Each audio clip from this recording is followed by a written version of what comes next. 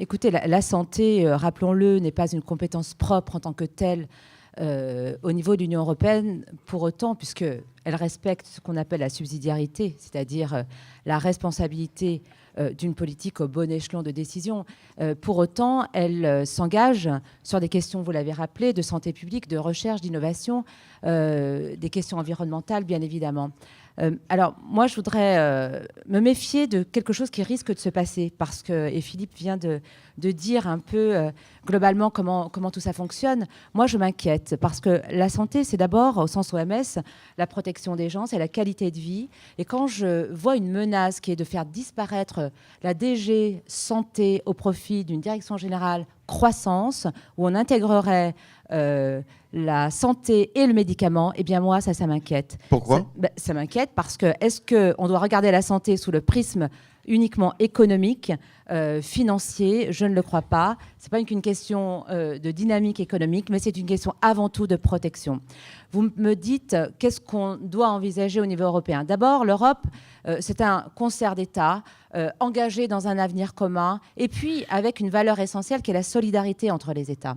Et sur ce plan-là, qui est la solidarité, eh bien, on voit des disparités entre les pays un peu plus riches, qui est les pays de l'ouest de l'Europe, et les pays qui se développent et puis qui élèvent leurs standards, mais qui ne sont pas au niveau des standards de l'Europe de l'Ouest. Et d'ailleurs, il y a un indicateur.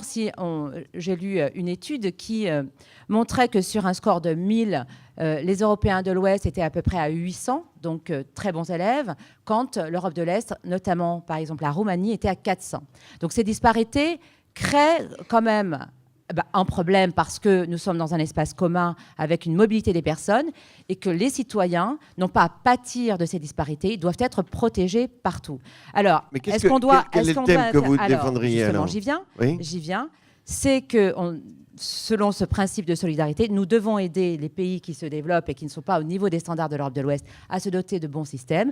Alors, en effet, c'est de la subsidiarité. Pour autant, aujourd'hui, il y a 400 millions d'euros qui sont dédiés à la question de la santé. On doit pouvoir, justement, consacrer des moyens aussi à une sorte de convergence des protections sociales. Donc, c'est énormément basé sur les cotisations sociales, patronales, la protection sociale. On en parle beaucoup dans le cadre du travail détaché.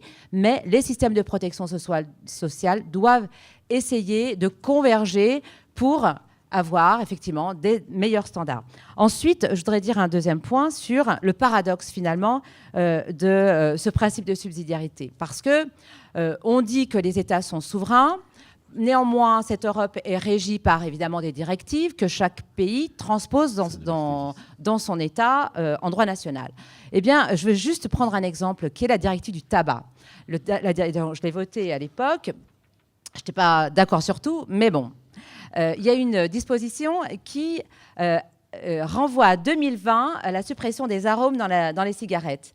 La Belgique a voulu être mieux-disante et elle a voulu arrêter immédiatement l'arôme dans la cigarette. Eh bien, la Commission a sonné la sonnette d'alarme et a interdit, poursuit pas, mais interdit à la Belgique de prendre une disposition pareille. Où est la subsidiarité dans ce cadre-là? L'Europe doit faciliter, ne doit pas être un frein justement à tout ce qui concourt à la protection des gens. Il s'agit de la santé publique et évidemment, ce n'est pas une variable d'ajustement.